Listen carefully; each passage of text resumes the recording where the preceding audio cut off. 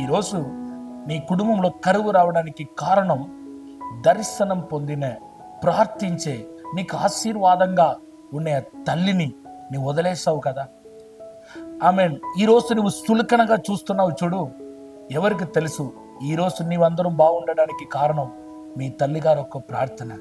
నా తమ్ముడు ఎప్పుడు పరిచర్య అని వెళ్ళిపోతున్నాడు, ఏ పనికి సరిగా వెళ్ళడు అని అనుకుంటున్నావే, ఈరోజు ఆయన పరిచర్యకు వెళ్ళటం బట్టియే ఈరోజు కుటుంబీకులైన మీ అందరినీ దేవుడు ఉన్నతమైన స్థాయిలో పెట్టి ఉన్నాడు. తమ్ముడు, ప్రార్థించే తల్లిని నువ్వు సులకనగా చూడవద్దు.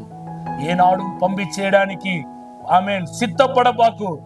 ఈరోజు మీరు మీ కుటుంబం ఇలాగ ఉన్నారంటే వాళ్ళ యొక్క ప్రార్థన, వాళ్ళ యొక్క దేవుని కొరకు వాళ్ళు నిలవబడిన దాన్ని బట్టియే ఈరోజు మీ సందతి అంతా ఇంత ఆశీర్వాదంగా ఉంది. కానీ యాకోబు యొక్క సహోదరులు ఆ విషయాన్ని గుర్తించలేదు.